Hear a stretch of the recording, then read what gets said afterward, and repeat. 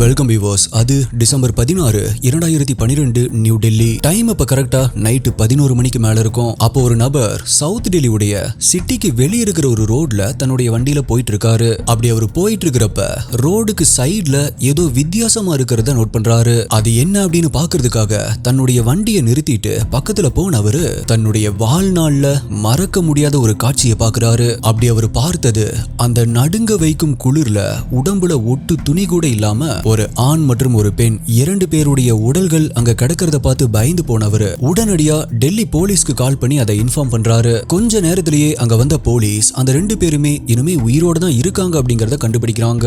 So உடனடியா பக்கத்துல இருக்கிற ஹாஸ்பிட்டலுக்கு 2 பேரையுமே கொண்டு போறாங்க. முதல்ல ஏதாவது ஆக்சிடென்ட் ஆகிருச்சா அப்படிங்கிற எண்ணத்துல இருந்த போலீஸ்க்கு அவங்களுடைய உடம்புல டிரெஸ் இல்லாம இருந்தது சந்தேகத்தை ஏற்படுத்த ஆரம்பிக்குது. அப்பதான் அவங்க 2 பேருமே மிகவும் கொடூரமான முறையில தாக்கப்பட்டிருக்காங்க அப்படிங்கறத புரிஞ்சுக்கிறாங்க. ஒரு பக்கம் அவங்க உயிருக்கு போராடிட்டு இருக்காங்க, இன்னொரு பக்கம் போலீஸ் மோட்டிவ் ஆஃப் அட்டாக் என்ன அப்படிங்கறத விசாரிக்க ஆரம்பிக்கிறாங்க. ஆனா அப்ப இந்த போலீஸ்க்கு தெரியாது அவங்க விசாரிச்சுட்டு இருக்கிற இந்த கேஸ் தான் இந்தியாவையே தலைகீழா உலுக்கி எடுக்க போற ஒரு கேஸா மாற போகுது அப்படிங்கிறது. பிகாஸ் கில்லர் கொடுத்த அந்த ஒரு ஸ்டேட்மெண்ட் விக்டிமுடைய ஃபேமிலிக்கு மட்டும் இல்லாம ஒட்டுமொத்த இந்தியாவையே அலற வச்சது. எஸ், இந்தியா மட்டும் இல்ல, உலக நாடுகள் எல்லாத்தையுமே இந்தியா பக்கம் திரும்பி பார்க்க வச்ச ஒரு கேஸா மாறுச்சு. இந்தியால இந்த மாதிரி நிறைய கேசஸ் வந்துட்டும் போயிட்டு இருக்கும். ஆனா சில கேசஸ் தான் தி ரேரஸ்ட் ஆஃப் ரேர் கேஸ் அப்படிங்கிற வட்டத்துக்குள்ள போகும். அப்படியான இந்த ஒரு ரேரஸ்ட் ஆஃப் த ரேர் கேஸ்னால நம்மளுடைய இந்திய சட்டத்துல பெண்களுக்காக இருக்கக்கூடிய சட்டங்கள்ல பல மாற்றங்கள் கொண்டு வரப்பட்டு பல புதிய சட்டங்களே உருவாக்கப்பட்டுச்சு அப்படின்னு சொல்லலாம். சோ இந்த வீடியோவை ஸ்கிப் பண்ணாம ஃபுல்லா பாருங்க. பிகாஸ் உங்கள சில பெண்களுக்கோ இல்லனா உங்களுக்கு தெரிஞ்ச வேற யாருக்காவது இந்த வீடியோல சொல்ல போற இன்ஃபர்மேஷன் யூஸ்ஃபுல்லா இருக்கும். இந்த வீடியோவை நீங்க நேசிக்கிற பாதுகாப்பா இருக்கணும் அப்படின்னு நினைக்கிறவங்களுக்கு ஷேர் பண்ணுங்க. அப்படி இந்தியாவுடைய the rarest of the rare case ஆன நம்ம சேனல்ல ரொம்ப நாளா ரிக்வெஸ்ட் பண்ணிட்டு இருந்த ஒரு கேஸை பத்தி தான் இன்னைக்கு வீடியோல நம்ம டீகோட் பண்ண போறோம். நீங்க பார்த்துட்டு இருக்கிறது சரவணன் டீகோட்ஸ். நான் உங்கள் சரவணன். வாங்க இன்னைக்கு வீடியோக்குள்ள போலாம்.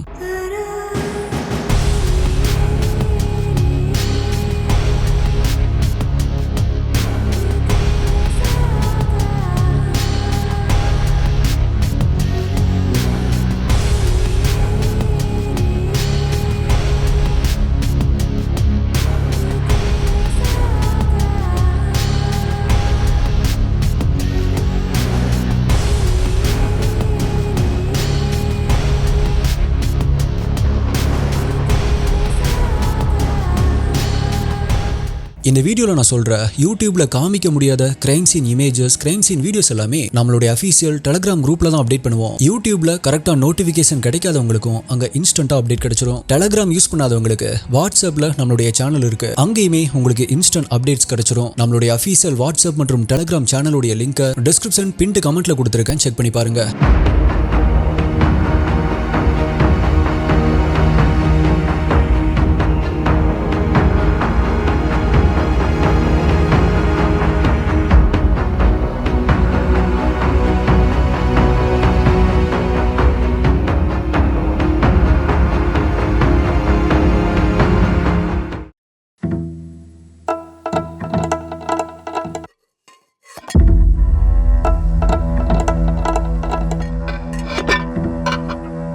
இப்ப போலீஸ் ஹாஸ்பிட்டல் அட்மிட் பண்ணப்பட்ட அந்த 2 பேருமே யாரு அப்படிங்கறத விசாரிக்க ஆரம்பிக்கிறாங்க. அதுல அந்த பெண் 22 வயதான ஜோதி சிங் அப்படிங்கறதும் அந்த ஆண் 25 வயதான அவீந்திரா பிரதாப் பாண்டே அப்படின்னு தெரிய வருது. பிரதாப்புடைய உடல்ல நிறைய காயங்கள் இருந்திருந்தாலுமே சில மணி நேர ட்ரீட்மெண்ட்டுக்கு அப்புறமா அவர் ஸ்டேபிள் ஆக ஆரம்பிக்கிறாரு. ஆனா ஜோதியுடைய நிலைமையோ அப்படி இல்ல. ஒவ்வொரு மணி நேரமும் நிலைமை மோசமாக ஆரம்பிக்குது. தொடர்ந்து 10 நாட்கள் ஹாஸ்பிட்டல் இருந்த ஜோதிக்கு 5 முறை ஆபரேஷன் செய்யப்படுது. இந்த ஆபரேஷன் நடந்ததுக்கு அப்புறமா கூட அவங்களுடைய உடல்நிலை கிரிட்டிக்கலா தான் இருந்திருக்கு. சோ போலீஸ் கடைசியா அவங்க கிட்ட இருந்து ஏதாவது இன்ஃபர்மேஷன் கிடைக்குதா அப்படின்னு சில கொஸ்டின்ஸை கேட்க ஆரம்பிக்கிறாங்க. அப்படி கேட்கும் பொழுது அதுக்கு கூட பதில் சொல்ல முடியாத நிலைமையில இருந்தவங்க அது எல்லாத்துக்குமே சைகை மூலமாகவும் மல்டிபிள் சாய்ஸ் கொஸ்டின்ஸ் மூலமாகவும் ஸ்டேட்மெண்ட் கொடுக்க ஆரம்பிக்கிறாங்க. அப்படி இந்தியா மட்டும் இல்ல, ஒட்டுமொத்த உலகத்தையுமே உரைய வச்ச ஜோதி கொடுத்த ஸ்டேட்மெண்ட் இதுதான்.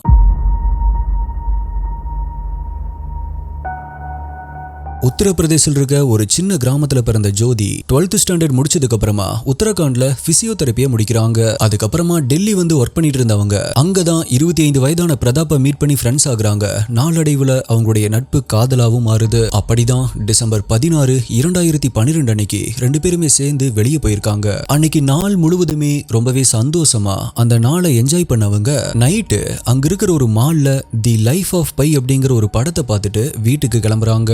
ஜோதியுடைய வீடோ அந்த மால்ல இருந்து 17 கிலோமீட்டர் தள்ளி தான் இருந்துச்சு. அது இரவு நேரமா இருந்ததால ஜோதியுடைய பாய் ஃப்ரெண்டோ அவங்கள தனியா அனுப்ப வேண்டாம் அப்படின்னு முடிவு பண்ணி வீடு வரைக்கும் போய் விட்டுட்டு வரலாம் அப்படின்னு ரெண்டு பேருமே கிளம்புறாங்க. அந்த மால்ல இருந்து ஒரு ஆட்டோல ஏறின ரெண்டு பேருமே பக்கத்துல இருக்கிற ஒரு பஸ் ஸ்டாண்டுக்கு போறாங்க. அப்படி பஸ் ஸ்டாண்டுக்கு போய் ரொம்ப நேரமா அங்க வெயிட் பண்ணி பாக்குறாங்க. ஆனா இவங்க வீட்டுக்கு போற பஸ் மட்டும் வரவே இல்ல. டைம் இப்ப கரெக்டா இரவு 9:30 இருக்கும். அப்படி பஸ்ஸுக்காக வெயிட் பண்ணிட்டு இருந்த அந்த ரெண்டு பேருக்கு முன்னாடியுமே ஒரு ஒயிட் கலர் பிரைவேட் பஸ் ஒன்னு வந்து நிக்குது. அந்த பஸ்ஸுடைய படிக்கட்டுல நின்னுட்டு இருந்த கண்டக்டர் இவங்கள பார்த்து எங்க போகணும் அப்படின்னு கேக்குறாரு. அதுக்கு ஜோதி அவங்க இருந்த ஏரியா துவர்காவுடைய பெயரை சொல்றாங்க. கண்டக்டரும் பஸ் அந்த வழியா தான் போகுது வாங்க அப்படின்னு சொல்றாரு. ரொம்ப நேரமா அங்க வெயிட் பண்ணிட்டு இருந்ததால ஒரு வழியா பஸ் கிடைச்சது அப்படிங்கிற எண்ணத்தோட அந்த பஸ்ல ஏறின அவங்க ரெண்டு பேரும் பஸ்ஸுடைய சென்டர் சீட்ல போய் உட்கார்றாங்க. இப்ப பஸ்ஸும் அங்கிருந்து மூவ் ஆக ஆரம்பிக்குது. அந்த பஸ்ஸுடைய கண்டக்டரும் ஒருத்தருக்கு 10 ரூபாய் அப்படின்னு ரெண்டு பேருக்கு 20 ரூபாய் அப்படின்னு டிக்கெட்டுக்கு வாங்குறாரு. இப்ப பஸ் மூவ் ஆகி கொஞ்ச நேரத்துக்கு அப்புறமா தான் பஸ்குள்ள சுத்தி நோட் பண்ண ஆரம்பிச்ச ஜோதிக்கு அங்க ஏதோ சரியில்லை அப்படின்னு அவங்களுடைய உள்ளுணர்வு சொல்ல ஆரம்பிக்குது.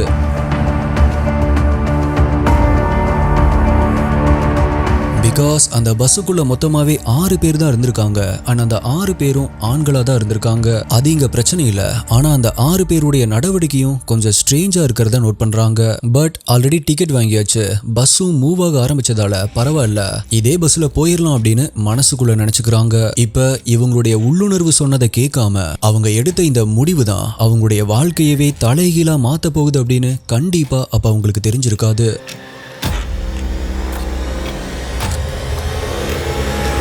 ஜோதி மட்டும் இல்ல, பிரதாப்பும் இதை நோட் பண்ணியிருக்காரு. அவருக்கும் ஏதோ சரியில்லை அப்படின்னு தோணிருக்கு. ஆனா அதை பத்தி பெருசா எதையுமே ஜோதி கிட்ட வெளியே காட்டிக்காம கேசுவலா எப்பவும் போலதான் இருந்திருக்காரு. பஸ் இப்ப போயிட்டு இருக்கு. இவங்களும் அன்னையுடைய நாளை பத்தி பேசிட்டு நிம்மதியா போயிட்டு இருக்காங்க. ஆனா சில நிமிடங்கள்லயே பிரதாப் மற்றும் ஜோதி எதிர்பார்க்காத ஒரு சம்பவம் அங்க நடக்குது. அது என்னன்னா, பஸ் யூசுவலா போக வேண்டிய துவர்கா ரூட்ல போகாம வேற ஒரு ரூட்ல போக ஆரம்பிக்குது. இதை பார்த்து ஷாக்கான பிரதாப் மற்றும் ஜோதி பஸ் எதனால வேற ரூட்ல போகுது அப்படின்னு கேட்க ஆரம்பிக்கிறாங்க. அது எதையுமே பொருட்படுத்தாத டிரைவர் மற்றும் கண்டக்டர் கண்டினியூஸா அந்த வண்டியை ஓட்டிட்டு போயிட்டு இருக்காங்க. இப்ப பிரதாப் என்ன நினைக்கிறார் அப்படின்னா, சரி பஸ்ஸில் இருக்கிற மத்த பேசஞ்சர்ஸ் கிட்ட கேட்டு பார்க்கலாம் அப்படின்னு அவருடைய சீட்ல இருந்து எந்திரிச்சு பின்னாடி சீட்ல உட்கார்ந்துட்டு இருந்த மத்த பேசஞ்சர்ஸ் கிட்ட போய் பஸ் எதனால வேற ரூட்ல போகுது, ஏதாவது ப்ராப்ளமா அப்படின்னு கேக்குறாரு. ஆனா பிரதாப்புடைய கேள்விக்கு பதில் சொல்லாம பிரதாப் கிட்ட ராத்திரி நேரத்துல இந்த பொண்ணு கூட எங்க ஊர் சுத்திட்டு இருக்க அப்படின்னு கேட்டுட்டே அவரை அடிக்க ஆரம்பிக்கிறாங்க. இத கொஞ்சம் கூட எதிர்பார்க்காத பிரதாப் பதற்றம் அடைஞ்சு உடனடியா வண்டியை நிறுத்த சொல்லி சத்தம் போடுறாரு. பஸ்ஸுக்குள்ளேயே ஓட ஆரம்பிக்கிறாரு. ஆனா பஸ்ஸுக்குள்ள இருந்த 6 பேர்ல டிரைவரை தவிர மீதி இருந்த 5 பேரும் கண்ணு முன்னு தெரியாம இப்ப பிரதாப்ப அடிக்க ஆரம்பிக்கிறாங்க. பஸ்ஸுக்குள்ளேயே கீழே விழுந்த பிரதாப்ப உதைச்சு மிதிக்கிறாங்க. தனியா இருந்த பிரதாப்பால 5 பேரை சமாளிக்க முடியல. பஸ்ஸில் இருந்த ஒரு அயன் ராட வச்சு பிரதாப்புடைய தலையில கால்ல அப்படின்னு பலமா அடிக்கிறாங்க. இதுல பிரதாப்புடைய கால் உடைஞ்சு வலி தாங்க முடியாம கத்த ஆரம்பிக்கிறாரு. அப்படி கத்திட்டு இருக்கும் பொழுதே பிரதாப்புடைய தலையில ஒரு அடி விழுகுது.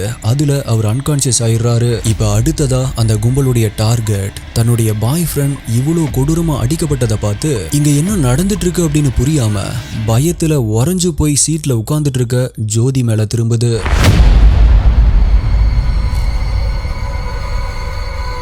அப்படி அவங்க ஜோதியை பார்த்த உடனே ஜோதி அவங்க கிட்ட இருந்து தப்பிக்க முயற்சி பண்றாங்க. ஆனா அந்த 5 பேரும் ஜோதியை நகர கூட விடாம லாக் பண்றாங்க. நீளமா இருக்க பஸ்ஸுடைய பேக் சீட்டுக்கு ஜோதியை தூக்கிட்டு போனவங்க அந்த சீட்ல ஜோதியை படுக்க வச்சு கையை ஒருத்தன் காலை ஒருத்தன் அப்படின்னு ஆட்டாம புடிச்சுக்கிறாங்க. இப்ப இந்த நேரத்துல உன்னை வீட்டுல தேட மாட்டாங்களா, எங்கடி சுத்திட்டு இருக்க, அப்ப நீ ஐட்டமா அப்படின்னு கேவலமா பேசிட்டே ஒருத்தன் ரேப் பண்ண ட்ரை பண்றான். ஆனா ஜோதியோ அவனை எதிர்த்து திமிர ஆரம்பிக்கிறாங்க. இத பார்த்து கோவமானவன் ஜோதியுடைய கண்ணத்துல கன்னத்துல உடம்புல அப்படின்னு சரமாரியா அடிக்கிறான், குத்த ஆரம்பிக்கிறான். அதுல ரொம்பவே காயமடைஞ்ச ஜோதி வலி தாங்க முடியாம அமைதியாகுறாங்க. இப்ப ஒவ்வொருத்தனா ஜோதியை ரேப் பண்ண ஆரம்பிக்கிறானுங்க. இப்படி மாறி மாறி ரேப் பண்ணிட்டு இருந்தவங்களுக்கு ஒரு கட்டத்துல வினோதமான ஆசை பிறக்க ஆரம்பிக்குது. பஸ்ஸுடைய வீல கலட்டை யூஸ் பண்ற ஜாக் ஹேண்டில வச்சு எல் ஷேப் மாதிரியான அயன் ராடை வச்சு ஜோதியுடைய பிரைவேட் பார்ட் வழியா அதை உள்ள நுழைச்சு ரொம்பவே ஆக்ரோஷமா பெனட்ரேட் பண்றானுங்க.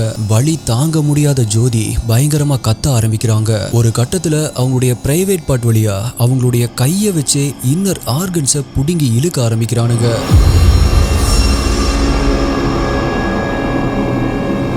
இதனால ரத்தம் அதிக அளவுல வெளியேற ஆரம்பிச்ச ஜோதி அன்கான்சியஸ் ஆகுறாங்க. ஆனா அப்படி அவங்க மயக்கமடையும் பொழுதெல்லாம் அவங்களுடைய கன்னத்திலேயே பல முறை அடிச்சு திரும்பவும் சுயநினைவுக்கு கொண்டு வந்து அவங்களுடைய செக்ஸுவல் பிளஷருக்காக இப்படி பண்ணிருக்கானுங்க. இதுல ஜோதியுடைய குடலே வெளியே வரப்பட்டிருக்கு அப்படின்னு ரிப்போர்ட்ல சொல்லப்படுது. இது எல்லாமே கிட்டத்தட்ட 1 மணி நேரத்துக்கு மேல ஓடிட்டு இருக்கிற பஸ்ஸுக்குள்ளேயே நடந்திருக்கு. 1 by 1 அந்த கேங்ல இருந்த எல்லாருமே திரும்ப திரும்ப ரேப் பண்ணதுக்கு அப்புறமா அவங்க 2 பேருமே போட்டிருந்த ட்ரெஸ், அவங்களுடைய செல்போன்ஸ் மற்றும் பணத்தை திருடுன இந்த மனசாட்சி இல்லாத மிருகங்கள் இவங்க 2 பேருமே இறந்து போயிட்டாங்க அப்படின்னு நினைச்சிட்டு ஓடுற பஸ்ல இருந்தே ஜோதியும் பிரதாப்பையும் வெளியே தூக்கி வீசி இருக்கானுங்க. அப்ப அந்த பஸ்ஸுடைய டிரைவரான ராம் சிங் இந்த 2 பேர் மேலேயும் பஸ்ஸை ஏத்திட்டு போயிடலாம் அப்படின்னு சொல்றான். ஆனா இவங்களை அடிச்ச அடியில அவங்க கண்டிப்பா உயிர் பழைக்க மாட்டாங்க அப்படின்னு அவனுடைய மைண்டை மாத்திட்டு அங்கிருந்து பஸ் எடுத்துட்டு கிளம்பி இருக்கானுங்க.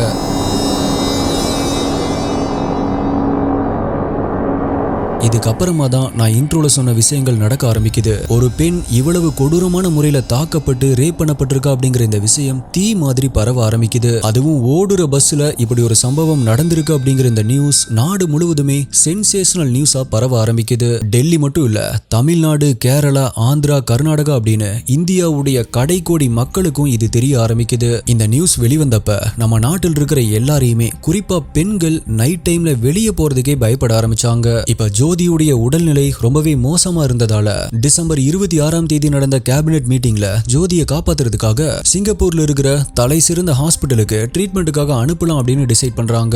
டிசம்பர் 27, 2012 அன்னைக்கு சரியா அவங்க அட்மிட் பண்ணப்பட்டு 10 நாட்கள் கழிச்சு அவசரமா சிங்கப்பூர்ல இருக்கிற மவுண்ட் எலிசபெத் ஹாஸ்பிட்டலுக்கு அனுப்பி வைக்கப்படுறாங்க. அப்படி சிங்கப்பூர்ல ஜோதியை செக் பண்ண டாக்டர்ஸ் அவங்களுடைய லங்ஸ் மற்றும் அப்டமன்ல, அதாவது நுரையீரல் மற்றும் அடிவயிற்று பகுதியில சிவியரா இன்ஃபெக்ஷன் ஆயிருக்கு அப்படின்னு, உடம்புல நிறைய இடங்கள்ல பைட் மார்க்ஸ், அதாவது மனிதனால கடிக்கப்பட்ட பட்தடங்கள் இருக்கு அப்படின்னும், பிரெயின்ல நிறைய இன்ஜுரிஸ் இருக்கு அப்படின்னு சொல்லியிருக்காங்க. இப்ப சிங்கப்பூர்ல உயிருக்கு போராடிட்டு இருக்க ஜோதியுடைய நிலைமை நேரம் போக போக கிரிட்டிக்கலாக ஆரம்பிக்குது. ஆல்ரெடி பிளைட்ல டிராவல் பண்ணதும் அவங்களுடைய கண்டிஷனை இன்னுமே மோசமாக்கி இருக்கு. டிசம்பர் 27, 2012 அதிகாலை 4:45 மணிக்கு 11 நாட்கள் போராட்டத்துக்கு அப்புறமா தன்னுடைய குடும்பத்தினர் பக்கத்திலேயே பரிதாபமா இறந்து போறாங்க ஜோதி.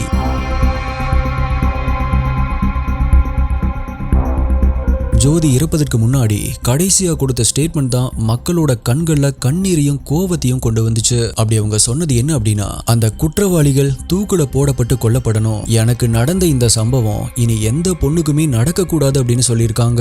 ஆல்சோ என்னை இப்படி பண்ண அந்த மனித மிருகங்களை உயிரோட எரிச்சாலும் தப்பில்லை அப்படின்னு சொல்லியிருக்காங்க. உங்கள சில பேருக்கு இந்த கேஸை இவ்வளவு தூரம் கேட்டுட்டு வரும்போதே தெரிஞ்சிருக்கும் இது என்ன கேஸ் அப்படின்னு. எஸ், இதுதான் இந்திய நாட்டையே உலுக்கி போட்ட தி ரேரஸ்ட் ஆஃப் த ரேர் கேஸ்குள்ள போடப்பட்ட நிர்பயா கேஸ். நிர்பயா அப்படிங்கிறது அந்த பொண்ணுடைய நேம் அப்படின்னு தான் எல்லாருமே நினைச்சிட்டு இருந்தாங்க.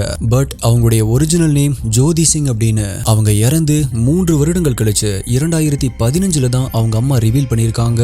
நிர்பயா அப்படின்னா பயமற்ற அப்படின்னு அர்த்தம். ஸோ இந்த நேமை வச்சுதான் ஜோதியை உலக நாடுகள் கூப்பிட்டு வந்திருக்காங்க.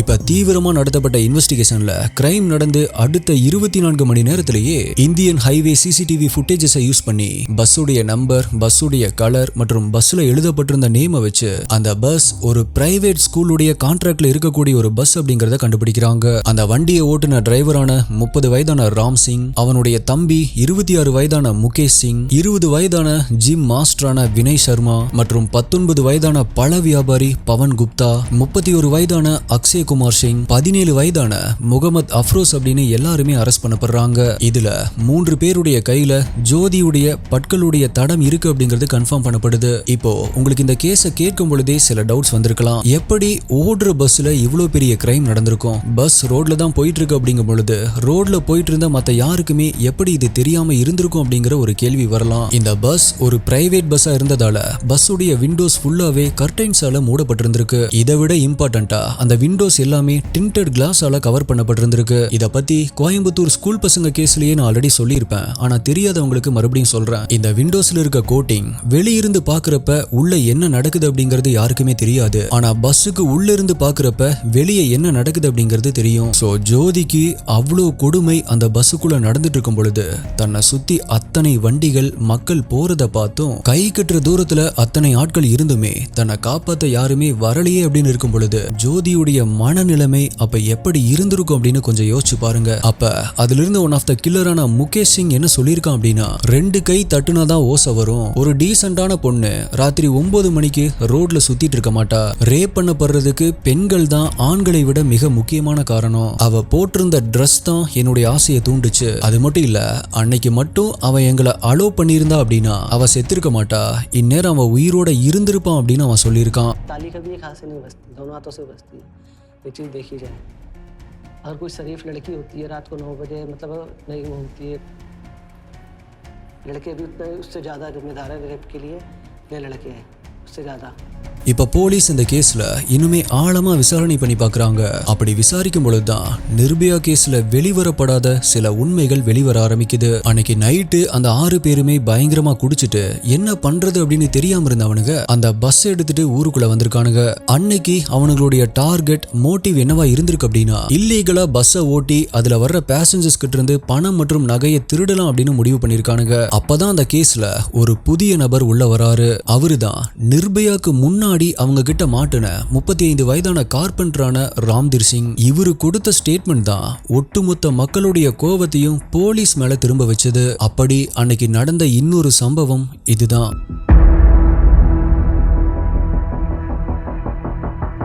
பஸ்ஸுக்கு வெயிட் பண்ணிட்டு இருந்த ராம்தீர் கிட்ட ஜோதி கிட்ட சொன்ன மாதிரியே பஸ்ல ஏறுங்க, இது நீங்க போற இடத்துக்கு தான் போகுது அப்படின்னு சொல்லி அவரை பஸ்ல ஏற வச்சிருக்கானுங்க. இத கேட்டு நம்பி பஸ்ல ஏறின ராம்தீரை அடிச்சு அவர்கிட்ட இருந்து 1500 ரூபாய் பணத்தை திருடிட்டு பஸ்ல இருந்து கீழே தள்ளி விட்டுருக்கானுங்க. நல்ல வேளையா அவருடைய உயிருக்கு எந்த ஆபத்தும் இல்லாம தப்பிச்சிருக்காரு. ஆனா காயமடைஞ்ச ராம்தீர் சுத்தி முத்தியும் பாத்துருக்காரு. அப்ப அதிர்ஷ்டவசமா அங்க ரோட்ல போயிட்டு இருந்த 3 கான்ஸ்டபிள்ஸ பாக்குறாரு. அவங்க கிட்ட அழுதுட்டு அவருக்கு நடந்த திருட்டை பத்தி சொல்லி இருக்காரு. ஆனா அது எதையுமே பொருட்படுத்தாத கான்ஸ்டபிள்ஸ், இந்த கிரைம் நடந்த ஜோன் எங்களுடைய ஜோனுக்குள்ள வராது, நீங்க ஒண்ணு பண்ணுங்க, இந்த ஜோன்ல வர்ற போலீஸ் ஸ்டேஷனுக்கு போய் கம்ப்ளைண்ட் கொடுங்க அப்படின்னு சொல்லியிருக்காங்க.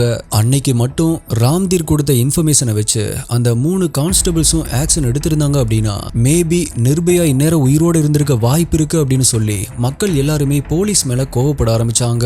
இந்த நிலைமையில கைது செய்யப்பட்ட கொலையாளிகள் ஒருத்தனான அந்த பஸ்ஸை ஓட்டுன டிரைவர் ராம் சிங் மார்ச் 11, 2013 ஜெயில அவனுடைய செல்லையே தன்னுடைய உயிரை தானே எடுத்து இறந்து போயிருக்கான். ஆனா போலீஸ் தான் அவனை அடிச்சே கொன்னிருப்பாங்க அப்படின்னு ராம் சிங்குடைய சைட்ல இருந்து ஒரு பெட்டிஷன் வைக்கப்பட்டுச்சு. அவன் எப்படி செத்தா என்ன, ஒரு வழியா செத்துட்டான் அப்படின்னு நினைச்ச கவர்மெண்ட் அந்த பெட்டிஷனை ரத்து பண்றாங்க. கைது செய்யப்பட்ட 6 பேர்ல 17 வயதான அஃப்ரோஸ் மட்டும் அந்த கும்பல்ல மைனரா இருந்ததால அவன் ஜூவினைல் கோர்ட்ல ஆஜராகிறான். அவனுக்கு மிகப்பெரிய தண்டனையான 3 வருட சிறை தண்டனையை விதிக்கிறாங்க. 2015 அஃப்ரோஸ் ரிலீஸ் பண்ணப்பட்டிருக்கான். ஒரே ஒரு வயசு. அவனை எப்படி காப்பாத்திருக்கு பாருங்க. இவ்வளவு கொடூரமான கொலையை பண்ணிட்டு மக்களோட மக்களா தான் அவன் இப்பவுமே சுத்திட்டு இருக்கான்.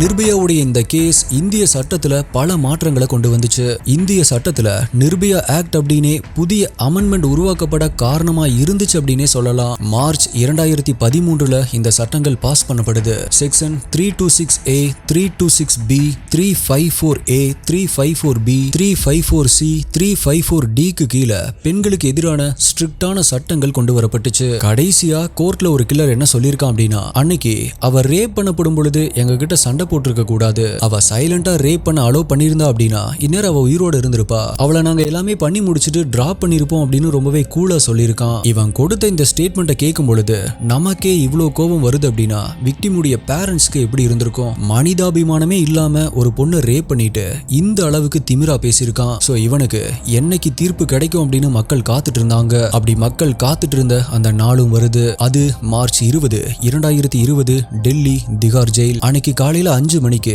போலீஸ் அந்த கில்லர்ஸ் கிட்ட உங்களுக்கு கடைசியா ஏதாவது சாப்பிடணுமா இல்லனா கடைசியா ஏதாவது ஆசை இருக்கா அப்படின்னு கேக்குறாங்க. ஆனா அவங்க எந்த ஒரு ரெஸ்பான்ஸும் கொடுக்கல அப்படின்னு சொல்லப்படுது. 4 பேருக்குமே தனித்தனியா அமைக்கப்பட்டிருந்த தூக்கு மேடையில கொண்டு போய் அவங்கள விடுறாங்க. தூக்கு மேடையை பார்த்த உடனேயே அங்கிருந்த ஜிம் மாஸ்டரான வினய் சர்மா அழுது ஆர்ப்பாட்டம் பண்ண ஆரம்பிச்சிருக்கான். இப்படிதான நிர்பயாவும் அதாவது ஜோதியும் அன்னைக்கு அழுதுருப்பாங்க, கத்திருப்பாங்க. ஆனா இவனுங்க கொஞ்சம் கூட இறக்கம் காட்டலையே. ஜெயில் கார்டு கிட்ட என்ன ஒரு வாட்டி மன்னிச்சிருங்க அப்படின்னு கதற ஆரம்பிச்சிருக்கான். சரியா அன்னைக்கு 5:30 அந்த 4 பேருமே தூக்கிலிடப்பட்டு கொல்லப்படுறாங்க. ஜோதி அன்னைக்கு எப்படி துடிச்சிருப்பாங்களோ அதே மாதிரி இவங்களும் துடிச்சு இறந்து போறாங்க. திகார் ஜெயிலுடைய வாசல்லையே இவங்களுடைய இறப்ப மக்கள் எல்லாருமே பட்டாசு வெடிச்சு கொண்டாடுறாங்க.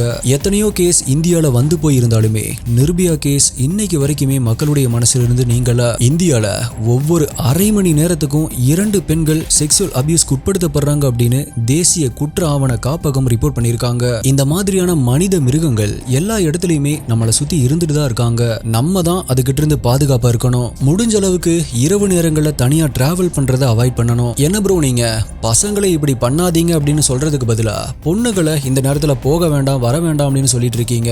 நாங்க எந்த நேரத்துல வேணா வெளியே போவோம், எவ்வளவு நகை போட்டுட்டு வேணாலும் வெளியே போவோம் அப்படின்னு சில பெண்கள் நினைக்கலாம். அப்படி நினைக்கிற பெண்கள் நீங்களா இருந்தீங்க அப்படின்னா தாராளமா நீங்க போகலாம், யாரும் தடுக்க போறதில்ல. பிகாஸ் அந்த வழியில போக வேண்டாம், அதுல மனிதர்களை அடிச்சு சாப்பிடுற மிருகம் இருக்கு அப்படின்னு சொல்லியும் அந்த வழியில தான் போவேன், அது என்னுடைய சுதந்திரம் அப்படின்னு போனா டெசிஷன் உங்களுடையது. அஃப்கோர்ஸ் எஸ், இந்த மாதிரியான கிரிமினல்ஸ் உருவாகாம தடுக்கணும் அப்படிங்கறத நானும் ஒத்துக்கிறேன். அதுக்குதான் பேட் பேரண்டிங்கை பத்தி பல முறை நம்ம வீடியோலயே சொல்லியிருக்கோம். ஆனா அது எல்லாமே மாற இன்னும் எத்தனை வருடங்கள் ஆகுமோ அப்படின்னு நமக்கு தெரியாது. பிகாஸ் நீங்க ஒன்னு நினைச்சு பாருங்க, திருட்டு அப்படிங்கிறது வழிப்பறியா இருந்து இப்ப டிஜிட்டல் வரைக்குமே மாறிடுச்சு. சோ இது எந்த காலத்திலயுமே மாற போறது இல்ல. அட்லீஸ்ட் அது கம்மியாக்க ட்ரை பண்ணலாம் அப்படிங்கறத என்னுடைய கருத்து. பட் அது வரைக்கும் நம்ம தான் நம்மளை பாதுகாத்துக்கணும். உங்களுடைய பேக்ல தற்காப்புக்கு பெப்பர் ஸ்ப்ரே மாதிரியான சில பொருட்களை எடுத்துட்டு போங்க. இது எல்லாத்தையுமே விட ரொம்பவே முக்கியமா உங்களுடைய உள்ளுணர்வுக்கு மதிப்பு கொடுங்க. பிகாஸ் ஆல்மோஸ்ட் 90% மனித உள்ளுணர்வு கரெக்டா தான் செயல்படும். எக்ஸாம்பிளுக்கு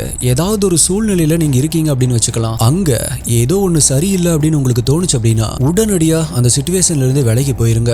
பிகாஸ் பஸ்ல ஏறின கொஞ்ச நேரத்திலேயே ஏதோ சரியில்லை அப்படின்னு நிர்பயாக்கும் தோணி இருக்கு, பிரதாப்புக்கும் தோணி இருக்கு. அப்பவே அவங்க பஸ்ல இருந்து இறங்கி இருந்தாங்க அப்படின்னா மேபி அவங்க தப்பிச்சிருக்கலாம். So dear STI HD investigators, நீங்க நான் சொன்னதை பத்தி என்ன நினைக்கிறீங்க அப்படிங்கறத மறக்காம கீழே கமெண்ட் பண்ணுங்க. உங்களுடைய பெஸ்டான கமெண்ட் அடுத்த வீடியோல வரும். இதே மாதிரியான வேற ஒரு வீடியோல மீட் பண்றேன். நன்றி, பாய்.